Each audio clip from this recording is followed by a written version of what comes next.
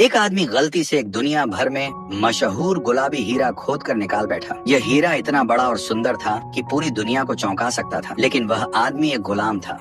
उसका नाम सोलोमन था। वह इस हीरे को अपने पास ही रखना चाहता था। हाल ही में एक और मजदूर को सिर्फ चावल के दाने जितना छोटा हीरा छुपाने के लिए गोली मार दी गई थी। ऐसे में इतना बड़ा हीरा कहाँ छुपाया जाए? सोलोमन का दिल तेजी से धड़कने लगा। उसी वक्त एक जोरदार धमाका हुआ। पास की वाटर पंप मशीन फट गई। सबका ध्यान उधर चला गया। सोलोमन ने जल्दी से मौका लिया।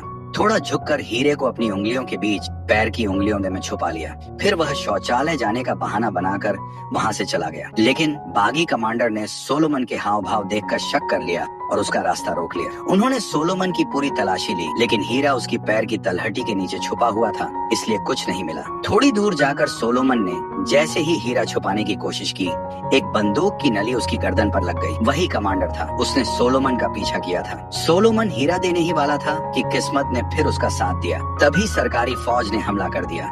एक बम दोनों के पास फटा। कमांडर गंभीर रूप से घायल हो गया और सोलोमन भाग निकला। बाद में सोलोमन एक सूखे पेड़ के नीचे हीरा गाड़ आया, लेकिन तभी सरकारी फौज ने उसे गिरफ्तार कर लिया। कैद खाने में सोलोमन की फिर से उसी बागी कमांडर से मुलाकात हो गई।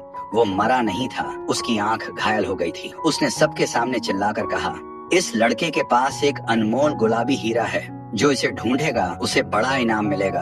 अब सबकी नजर सोलोमन पर लालच भरी हो गई। अपनी जान बचाने के लिए सोलोमन ने हीरे से इनकार कर दिया। यहाँ तक कि उसने अपने सारे कपड़े उतार दिए, ये साबित करने के लिए कि उसके पास कुछ नहीं है। छोटे मोटे लोगों को तो वह चकमा दे गया, लेकिन डैनी को नहीं। डैनी एक गोरा आदमी था, लेकिन अफ्रीका में ही पैदा हुआ और पला बढ़ा था। वह हीरों की तस्करी करता था और जहाँ भी हीरे होते वह वहीं मिल जाता। यह बहुत खतरनाक पेशा था। एक छोटी सी गलती और जान से हाथ धो बैठते। लेकिन डैनी के पास बहुत अनुभव था। उसने अपने चालाक और होशियार तरीकों को बहुत अच्छी तरह सीख लिया था। वो न सिर्फ चोरी और लूटपाट को पहचान और रोक सकता था, बल्कि हीरे जैसी तस्करी की चीजों को बेचने में भी माहिर था। उस दिन भी डैनी ने बड़ी आसानी से हीरों का एक और बैच हासिल कर लिया। अब इन हीरों को बगल के देश में ले जाकर बेचने के लिए डैनी ने खुद को एक मैगजीन का रिपोर्टर बताया और कुछ स्थानीय चरवाहों को साथ ले लिया। हीरे को एक भेड़ की खाल के नीचे सिल दिया गया था ताकि कोई पकड़ न सके, लेकिन जिसे कभी कोई नहीं पकड़ पाया। इस बार डैनी गलती कर बैठा। जब उसे पकड़े जाने का खतरा हुआ तो डैनी को मजबूरी में अपने बॉस कटसी को बुलाना पड़ा। कटसी अफ्रीका की सबसे बड़ी भाड़े की सेना मर्सिनरी आर्मी का मुखिया था और पूरे इलाके में उसका नाम चलता था। लेकिन इस बार विरोधी इतने ताकतवर थे कि उन्होंने कटसी की भी कोई परवाह नहीं की और डैनी को सीधे जेल में डाल दिया। यहीं जेल में रहते हुए डैनी को पता चला कि सोलोमन के पास एक दुर्लभ गुलाबी हीरा है। जब उसका साथी उसे जमानत पर छुड़ाकर बाहर निकाल लाया तो डैनी ने तुरंत ये खबर अपने लोगों को दी और कहा, सोलोमन को किसी भी कीमत पर बाहर निकालो, क्योंकि डैनी जानता था कि वो गुलाबी हीरा कितना कीमती है, उससे भी ज्यादा जितना सोलोमन खुद समझता था। अगर डैनी को वो हीरा मिल जाता तो वो धनवान हो सकता था, कटसी के नियंत्रण से आजाद हो सकता था और हमेशा के लिए अफ्रीका छोड़ सकता था। आदेश देने के बाद डैनी होटल लौट। जैसे ही वह कमरे में घुसा, उसने एक चाकू से अपना दांत उखाड़ दिया। उस दांत के अंदर एक हीरा छिपा हुआ था, जिसे वह केवल आखिरी समय में ही निकालता था। इसके बाद डैनी पैसे बदलवाने के लिए बाहर चला गया। उसी समय जब डैनी के कमरे में एक आदमी चुपके से घुसा, उसके साथियों ने सोलोमन को भी जेल से छुड़ा लिया। जेल से निकलते ही उन्होंने सोलोमन को थोड़े पैसे भी दिए ताकि वह गरीबी की वजह से फिर से जेल न चला जाए। सोलोमन बहुत हैरान था, लेकिन उसने ज्यादा नहीं सोचा, क्योंकि इस समय उसका ध्यान सिर्फ अपने परिवार को ढूंढने पर था। दरअसल सोलोमन पहले एक आम मछुआरा था जो अपनी प्यारी पत्नी और 3 बच्चों के साथ जीवन बिता रहा था। हालांकि जीवन साधारण था, लेकिन शांति नहीं थी। उसका बेटा जेल बहुत संयमी, समझदार और पढ़ाई में अच्छा था। हर दिन वह समय पर उठकर 5 किलोमीटर पहाड़ी रास्ता पार करके स्कूल जाता था। लेकिन एक दिन जब सोलोमन अपने बेटे को स्कूल से लेने गया, तभी अचानक बंदूकधारी विद्रोहियों रिबल्स का एक दल आ गया। ये लोग बेहद क्रूर और निर्दयी थे। गांव में घुसते ही उन्होंने बच्चों समेत आम लोगों पर गोलियां चलानी शुरू कर दी। लेकिन जब ये लोग मारते थे तब भी उनकी आंखें नहीं झपकती थीं, जैसे इंसानियत बची ही नहीं थी। उस भगदड़ में सोलोमन ने अपनी पत्नी और बच्चों को भागने में मदद की, लेकिन उसे खुद पकड़ लिया गया। शुरू में तो उन्होंने कहा कि उसका हाथ काट दिया जाएगा, लेकिन फिर देखा कि वह ताकतवर और मजबूत है, इसीलिए उन्होंने उसे हीरे की खान में मजदूरी करने के लिए भेज दिया। यहीं से कहानी की शुरुआत वाली घटना शुरू हुई थी। दूसरी ओर पैसे बदलने के बाद डैनी एक बार बार में खाना गया, लेकिन उसका मकसद मजे करना नहीं था,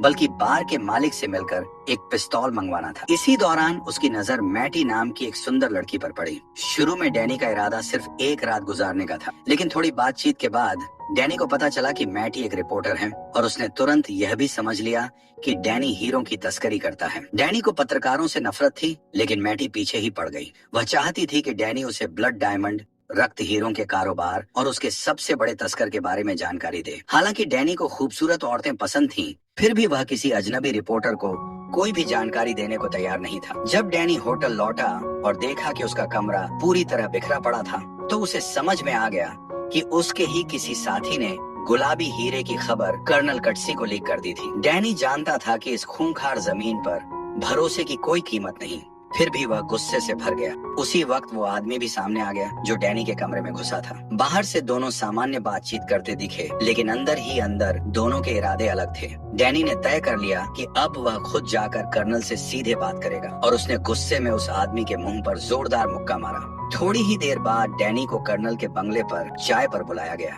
कटसी, जो अफ्रीका का सबसे बड़ा भाड़े का नेता था, हीरों की तस्करी करता था और सरकार की ओर से बागियों को दबाने का काम भी करता था, यानी वो जंग से ही अमीर बन गया था। ऐसे आदमी के लिए जो सिर्फ पैसे से मतलब रखता था और सबको नीचा समझता था, एक दुर्लभ गुलाबी हीरा कैसे छोड़ा जा सकता था। इसलिए उसने डैनी को साफ साफ आदेश दिया, वो हीरा लेकर आओ, अगर लाओगे तो तुम्हारा पुराना सारा कर्ज माफ कर दूंगा। कर्नल जानता था कि डैनी अब अफ्रीका छोड़ना चाहता है। उसने जमीन से लाल मिट्टी उठाकर कहा, यही तुम्हारा घर है, तुम अफ्रीका कभी नहीं छोड़ सकते।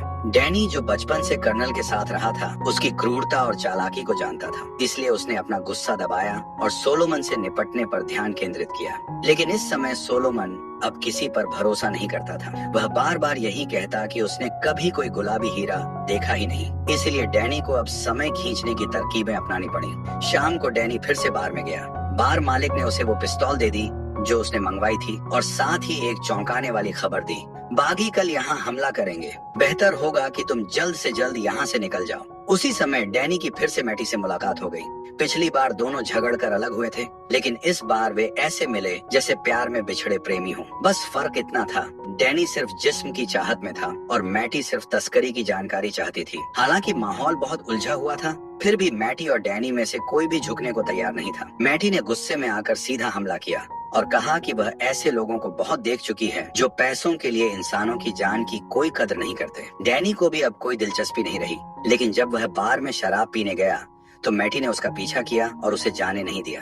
इस बार डैनी भी चुप नहीं रहा और बोला, तुम खुद को बहुत महान समझती हो, सोचती हो कि तुम अफ्रीका को बदल दोगी। असल में तुम भी ब्लड डायमंड के धंधे का हिस्सा हो। अगर अमेरिका की लड़कियां परी कथा जैसी शादी और चमचमाता हीरा न चाहती तो ये हीरे इतने कीमती न होते और कोई इन्हें तस्करी से लाने की कोशिश न करता। मैटी ने जवाब दिया, हर अमेरिकी लड़की सपनों की शादी नहीं चाहती, जैसे हर अफ्रीकी इंसान हिंसा और खून खराबा नहीं करता। हर दिन बहुत से लोग अच्छे काम करते हैं, पर वो तुम में से कोई नहीं।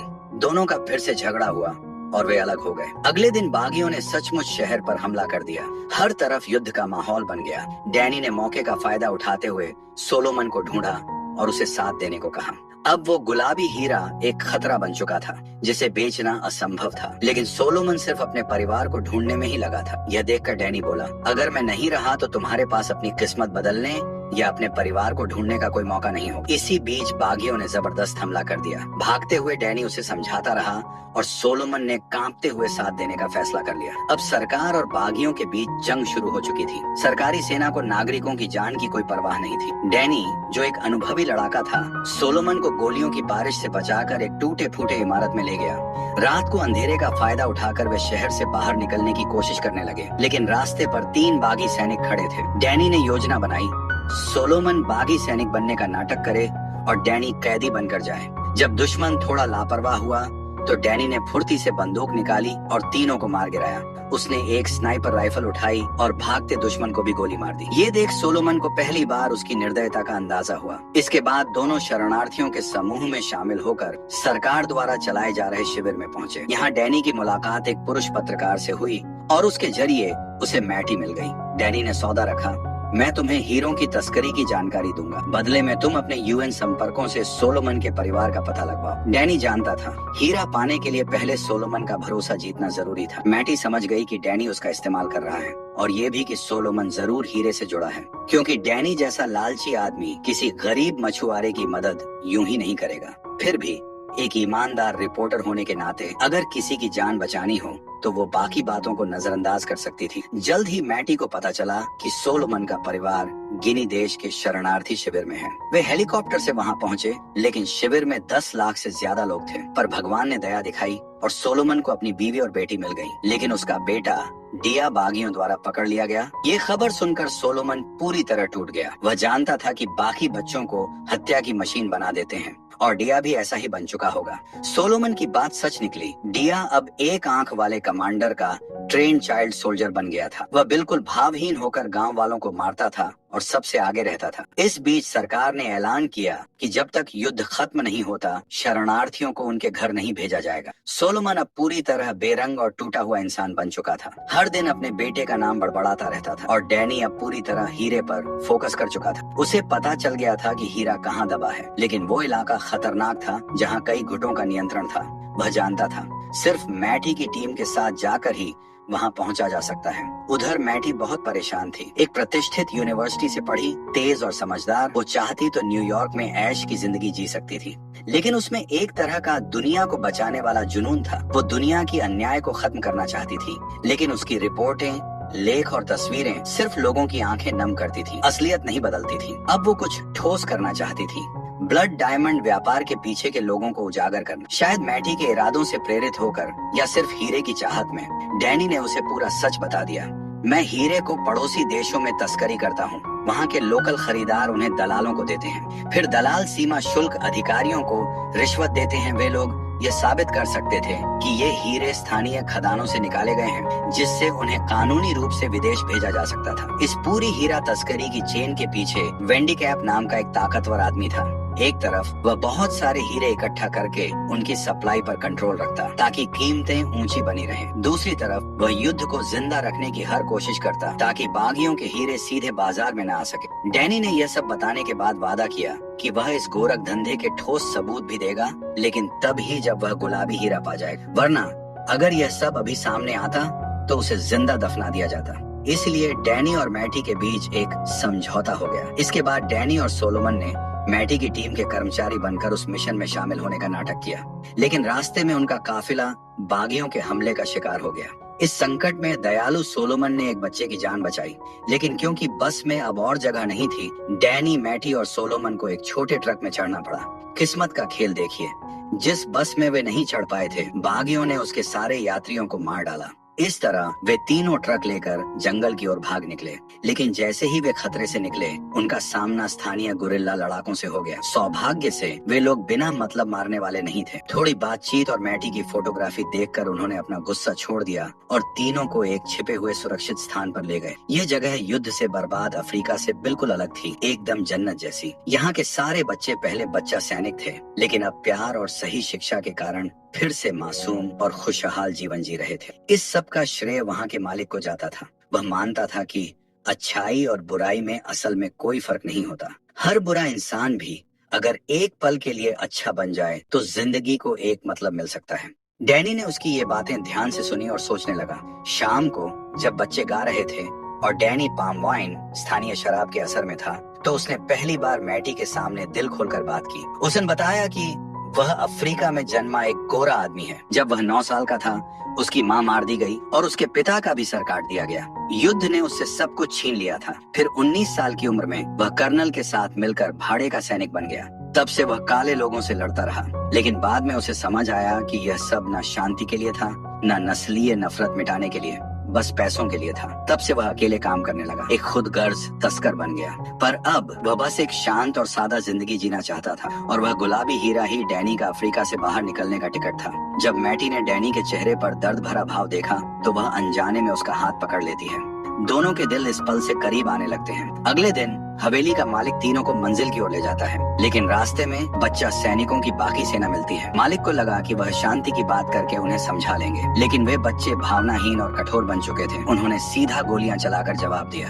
डैनी ने तुरंत अपनी बंदूक निकाली और उन्हें डराया। बच्चों के डर का फायदा उठाकर उसने गाड़ी भगाई और वहाँ से निकल गए। इसी बीच पास ही कर्नल का कैंप था। हवेली का मालिक बुरी तरह घायल हो चुका था, इसलिए डैनी को मजबूरी में उसे बचाने के लिए कैंप ले जाना पड़ा। अच्छी बात यह थी कि हवेली के मालिक के जिंदा बचने की उम्मीद थी और मैटी शरणार्थियों के साथ सुरक्षित जा सकती थी। लेकिन बुरी खबर ये थी कि कर्नल खुद अपनी सेना लेकर कोनो जाने की तैयारी कर रहा था, जहाँ गुलाबी हीरा था, और उसने डैनी को भी साथ चलने का हुक्म दिया। लेकिन डैनी जानता था कि अगर वह सेना के साथ गया तो उसे हीरे का एक कण भी नहीं मिलेगा। इसलिए जैसे ही वह तंबू से बाहर निकला, उसने तुरंत मैटी से मदद मांगी कि वह हथियार घर आर्मरी के पास खड़े सैनिकों का ध्यान भटकाए, ताकि वह चुपचाप अंदर जाकर हथियार चुरा सके और सोलोमन को खुद ले जा सके। मैटी समझ गई कि डैनी जानबूझकर एक खतरनाक मिशन पर जा रहा है और शायद ये उसकी आखिरी यात्रा हो। रोते हुए उसने सिर हिलाकर हामी भर दी। डैनी ने वह सबूत भी उसे सौंप दिए, ताकि अगर वह कोनों में मारा भी जाए तो भी मैटी सच्चाई सबके सामने ला सके।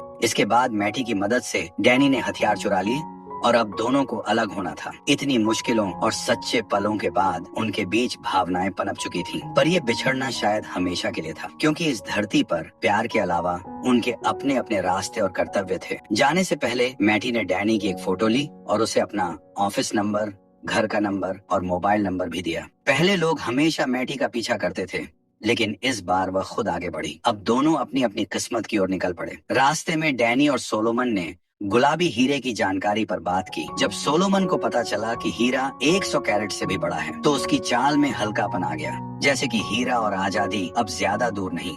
लेकिन उसी रात फिर एक हादसा हो गया। एक बागी सेना की गाड़ी वहाँ से निकली और सोलोमन ने उसमें अपने बेटे डिया को देख लिया। बेहद बेचैन होकर उसने आवाज निकाली, जिससे बागियों का ध्यान उनकी तरफ चला गया और वे मुश्किल से जान बचाकर भागे। इस घटना के बाद डैनी गुस्से में अगबुला हो गया। उसने चाकू निकाल लिया और सोलोमन को धमकाया, अगर अगली बार कुछ गड़बड़ की तो मैं तुम्हारी खाल उधेड़ दूंगा। लेकिन सोलोमन के लिए गुलाबी हीरा से ज्यादा कीमती उसका बेटा था। शाम को डैनी और सोलोमन चुपचाप बागी कैंप की तरफ बढ़े, लेकिन वहाँ हीरे, डायमंड का कोई निशान नहीं मिला, इसलिए दोनों को आगे बढ़ना पड़ा।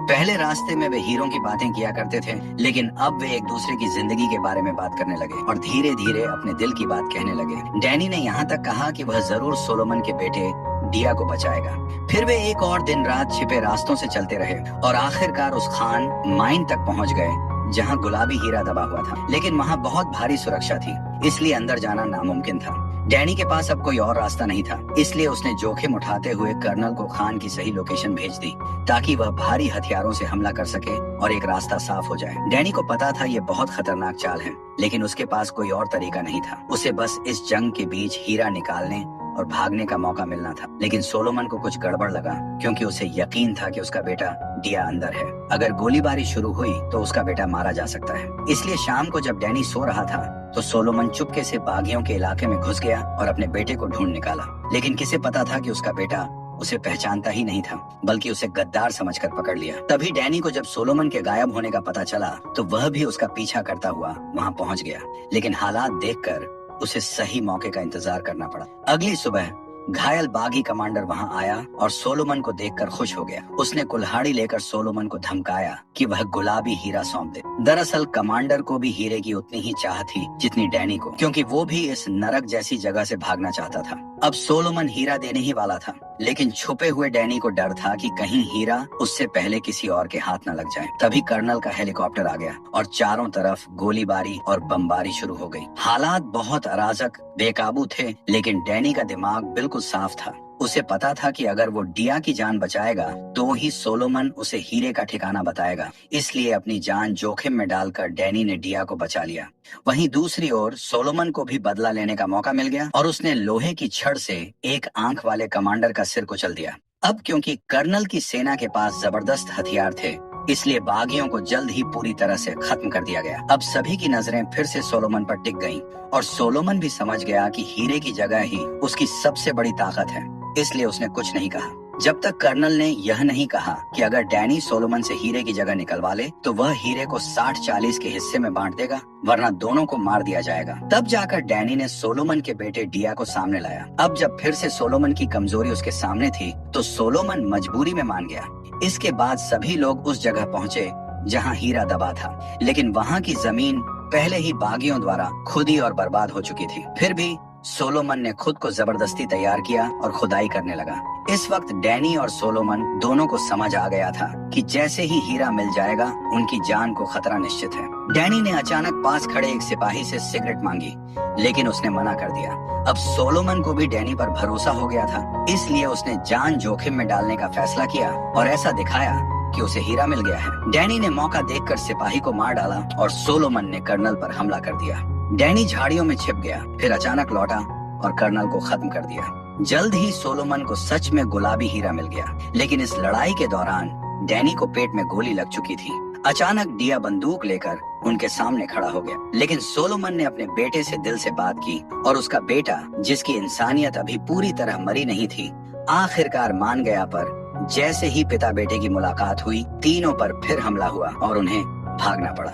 रास्ते में डैनी ने हीरा वापस मांगा और अपने साथी से पहले ही एक प्लेन मंगवाने की बात कर ली थी, लेकिन प्लेन को उतरना था सामने वाले पहाड़ की चोटी पर और वहां तक पहुंचने के लिए 10 किलोमीटर ऊंचा पहाड़ी रास्ता पार करना था। डैनी की तेज सांसें सुनकर सोलोमन ने उसे रुकने को कहा, लेकिन दुश्मन कभी भी पीछा कर सकता था, इसलिए वे तेजी से चढ़ते रहे। थोड़ी ही देर में डैनी थक कर गिर पड़ा। अब उसे यकीन हो गया कि वह ज्यादा देर तक नहीं बचेगा। उसने वह हल्का गुलाबी हीरा निकाला जिसके लिए उसने अपनी जान तक दांव पर लगा दी थी, लेकिन अब उसके पास उस हीरे का फायदा उठाने का वक्त नहीं बचा था। हालांकि उसे पता था कि लोग पैसे और दौलत के लिए जान तक दे देते हैं, लेकिन अब जब सफलता उसके इतने करीब थी तो भी उसे थोड़ा पछतावा हुआ। लेकिन फिर भी डैनी ने वह हीरा सोलोमन को दे दिया। डैनी ने सिर्फ हीरा ही नहीं दिया, बल्कि सोलोमन को मैटी का विजिटिंग कार्ड भी दिया और कहा कि जब वह राजधानी पहुंचे तो मैटी को कॉल करके मदद लेना। साथ ही उसने सोलोमन को एक बंदूक भी दी और खास तौर पर चेतावनी दी कि अपने साथी पर कभी भरोसा मत करना। तभी दुश्मन पीछे से आ पहुंचे। सोलोमन और उसके बेटे को भागने का समय देने के लिए डैनी ने अकेले ही बंदूक उठाई और लड़ाई शुरू कर दी। जब उसने देखा कि सोलोमन और उसका बेटा दूर निकल गए हैं तो उसने राहत की सांस ली। इसके बाद डैनी ने सैटेलाइट फोन से मैटी को कॉल किया और कहा कि किसी भी हाल में सोलोमन और उसके बेटे को बचा लो। शुरू में कॉल पाकर मैटी बहुत खुश हुई, लेकिन जैसे जैसे डैनी की सांसें भारी होती गईं, मैटी को कुछ गड़बड़ लगा और उसका दिल बैठ गया। इसी समय साथी का हेलीकॉप्टर डैनी के ऊपर से गुजरा, लेकिन अब डैनी को कोई पछतावा नहीं था। वह बस बोला, ये जगह कितनी खूबसूरत है, काश तुम भी यहाँ होती। उसे खुशी थी कि उसने मैटी को सच्ची कहानी बता दी ताकि वह अपने लेख में सब कुछ लिख सके। अब मैटी भी डैनी की बात समझ गई। वह रोते हुए बोली, काश मैं तुम्हारे साथ होती। लेकिन डैनी ने कहा, कोई बात नहीं, मैं वहीं हूँ जहाँ मुझे होना चाहिए। कॉल काटने के बाद डैनी ने अपने पास की खून से भीगी मिट्टी उठाई, जैसे वह मान रहा हो कि कर्नल की बात सही थी। यही उसका नसीब था। वह बचने की बहुत कोशिश कर चुका था, लेकिन अंत में वहीं मरा जहाँ पैदा हुआ था। सूरज की आखिरी किरणों में डैनी ने शांति से आंखें बंद कर ली और इस अंधेरे धरती पर एक चमकती हुई सफेद रेखा बन गया। कुछ समय बाद सोलोमन ने मैटी की मदद से गुलाबी हीरा लंदन पहुंचाया। मैटी की योजना से सोलोमन का हीरा व्यापार के बड़े लोगों से समझौता हुआ। शर्त थी वो सोलोमन के परिवार को खोजने में मदद करेंगे। आखिरकार सोलोमन का परिवार फिर से मिल गया और हीरे की सौदेबाजी को मैटी ने पूरी तरह रिकॉर्ड कर लिया।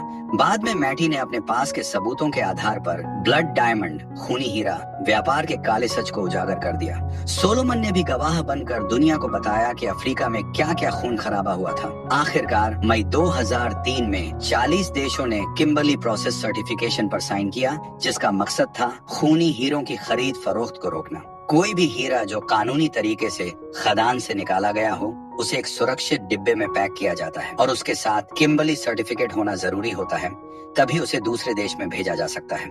अगर ऐसा नहीं है तो ऐसे हीरों को गैर कानूनी माना जाता है। असल में हीरा सिर्फ एक सादा और पारदर्शी पत्थर होता है, लेकिन इंसानी लालच और भौतिक चीजों की चाह ने इसे पवित्रता, रॉयल्टी, दौलत और ताकत का प्रतीक बना दिया है। और जब लोग ज्यादा मुनाफा कमाना चाहते हैं तो इंसान के अंदर की बुराई सामने आने लगती है, जिससे शोषण और खून खराबा होता है।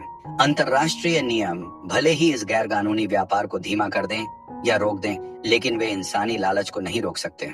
लोगों को यह कहना कि इस पाप से भरी चीज को खरीदना बंद करो भी काम नहीं करता, क्योंकि इंसान के दिल में महत्वाकांक्षा, एम्बिशन नाम का जहरीला सांप छिपा होता है। जब हीरे से संतोष नहीं मिलेगा तो लोग वही लालच दूसरी चीजों में निकालेंगे, जैसे महंगी चीजें खरीदना या अनैतिक गलत कामों में लग जाना। इसलिए हमें किसी चीज का विरोध करने की जरूरत नहीं, क्योंकि वो चीज ना सही होती है न गलत। जरूरत है खुद को समझने की। हमें दुनिया के साथ अपने रिश्ते को समझना होगा। हमें अपनी इच्छाओं, अपने दिखावे और अपने जमीर, कॉन्शियंस के साथ समझौता करना होगा, क्योंकि असली खून से सना हुआ हीरा नहीं, बल्कि इंसान का लालच और उसकी कभी खत्म न होने वाली चाहत है। आज की कहानी यहीं खत्म होती है। देखने के लिए धन्यवाद। आपको यह फिल्म कैसी लगी कृपया नीचे कमेंट करके जरूर बताएं।